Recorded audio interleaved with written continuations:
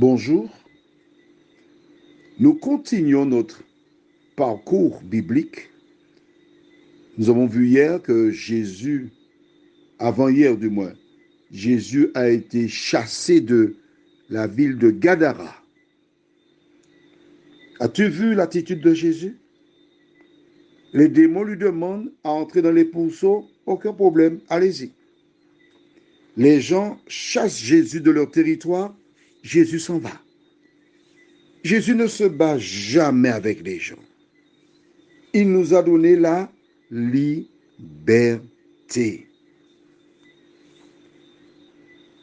Et j'aime beaucoup ce verset de la Bible de Ecclésiaste 12, verset 1 qui dit « Jeune homme, réjouis-toi pendant les jours de ta jeunesse.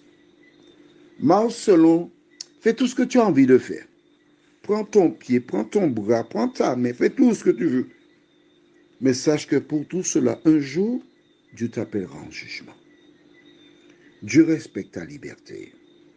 Mais rappelle-toi, tout ce qu'il te dit, c'est pour ton bien. » Nous lirons aujourd'hui dans le livre de Marc, chapitre 5, les versets 21 à 24, c'est-à-dire une fois que Jésus a été chassé, que s'est-il passé? Prions. Notre Seigneur et notre Dieu, dans la parole, nous lisons « Ne résistez pas aux méchants ». Il nous arrive souvent, lorsque nous rencontrons des difficultés, de vouloir tenir tête, affronter, nous battre, nous faire respecter. Seigneur, tu nous apprends à faire comme les petits-enfants disaient, on a caillé, c'est-à-dire on a pris la fuite. Merci Seigneur de nous aider à nous débarrasser des pièges de l'ennemi, nous t'en prions. Au nom de Jésus, pour ta gloire éternelle. Amen. Que le Saint-Esprit nous dirige. Alors, cette expression, il a caillé, quand il y avait, on appelle ça un combat, une lutte, un garçon voulait se battre avec un autre, et l'autre ne voulait pas, on disait qu'il a caillé, parce qu'il n'a pas accepté de se battre. Jésus, on l'a chassé, il a caillé, c'est-à-dire il est parti. Toutes les fois qu'on te fait des misères, demande à Dieu de t'aider à cailler, à prendre la fuite. Lisons dans le livre de Marc, chapitre 5, les versets 21 à 24, ce qui suit. Jésus, dans la barque, regagna l'autre rive, où une grande foule s'assembla près de lui. Il était au bord de la mer. Alors vint un des chefs de la synagogue, nommé Jairus, qui l'ayant aperçu, se jeta à ses pieds.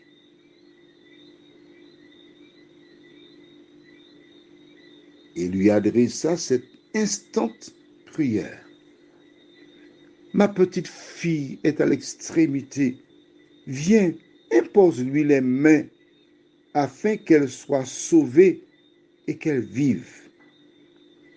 Jésus s'en alla avec lui, et une grande foule le suivait et le prissait. Arrêtons-nous ici. Jésus est de l'autre côté de la rive. Les gens de Gadara lui disent, Seigneur, embarque-toi dans ton canot et puis pars d'ici. Au contraire, ce n'est pas la peine de pousser, embarquez-vous tous. Et les habitants de Gadara sont venus, ils ont poussé le canot en disant, oh, is, et le canot est parti à la mer. Et tandis qu'ils commençaient à s'éloigner de leur territoire, ils applaudissaient, ils étaient contents. Nous nous sommes débarrassés de Jésus. Tandis que la barque voguait, d'autres sur le lac virent que Jésus se dirigeait de l'autre côté. Ils ramèrent. La barque de Jésus va tranquillement, mais ils ramèrent vite, descendirent et annoncèrent, attention, Jésus vient ici, il est sur le lac, il arrive. Le temps que la barque de Jésus arrive de l'autre côté, une foule importante l'attendait. Gadara, on l'a chassé.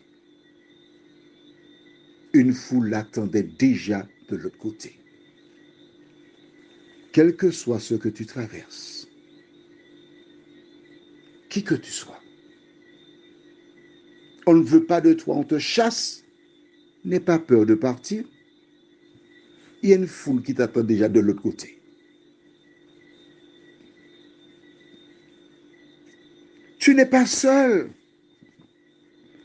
La foule était déjà massée, attendant l'arrivée de Jésus.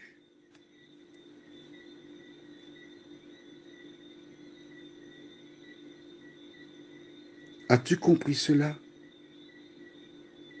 N'aie pas peur.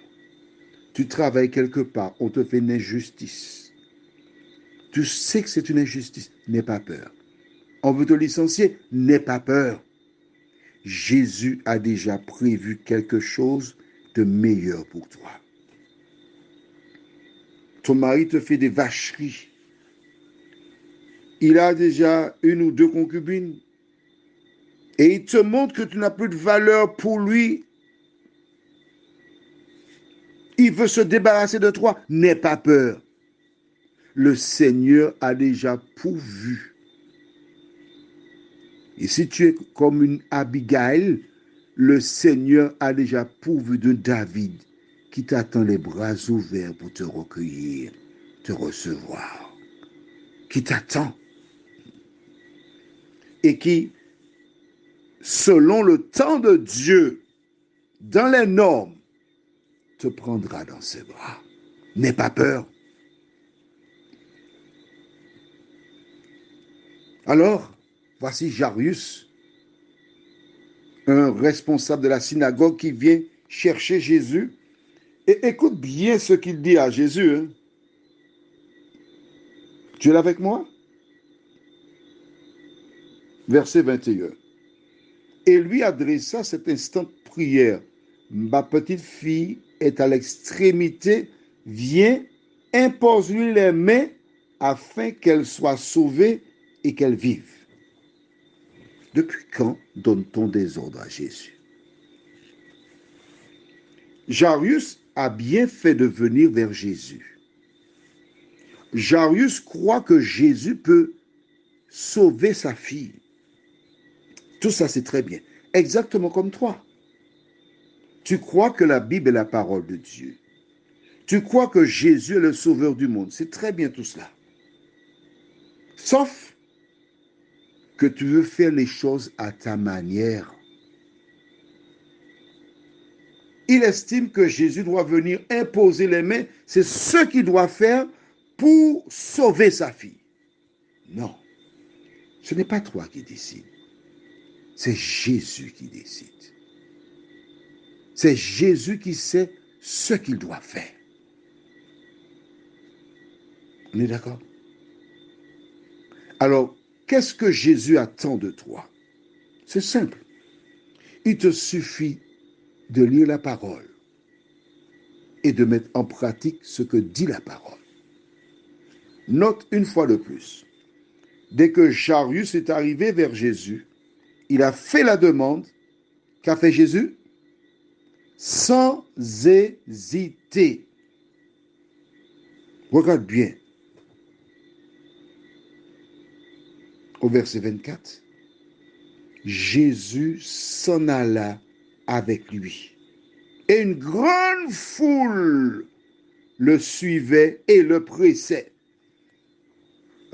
J'ai jamais couru le carnaval, mais j'ai vu en télévision. Le suivait, le pressait, c'est-à-dire que l'un tombe sur l'autre. Au carnaval, c'est ça. Bon, au carnaval, l'un tombe sur l'autre pour des raisons précises. Hein. Tu sais de quoi? Oui. Une foule suit Jésus. Ce que je voudrais que tu retiennes, mon ami, IE, Et écoute-moi bien, chaque fois dans la Bible que l'on venait vers Jésus, il exauçait. Tout ce que tu as à faire, c'est dire Jésus, viens à mon secours. Il viendra. Mais c'est parce que tu l'as déjà fait qu'il a permis que tu reçoives ces audios. Prions. Seigneur, notre Seigneur, nous sommes heureux de voir que tu n'épouses rien aux hommes. Tu respectes leur volonté. Nous sommes heureux de voir comment, lorsqu'un malheureux crie, l'Éternel entend et l'exauce. Merci Seigneur. Maintenant, notre Père et notre Dieu, en ce jour nouveau, de nous aider à ne pas nous attacher aux hommes,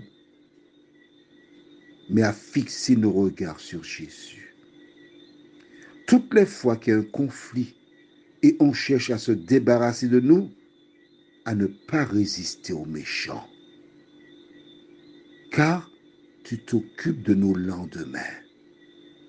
Merci Seigneur de nous aider dans ce sens.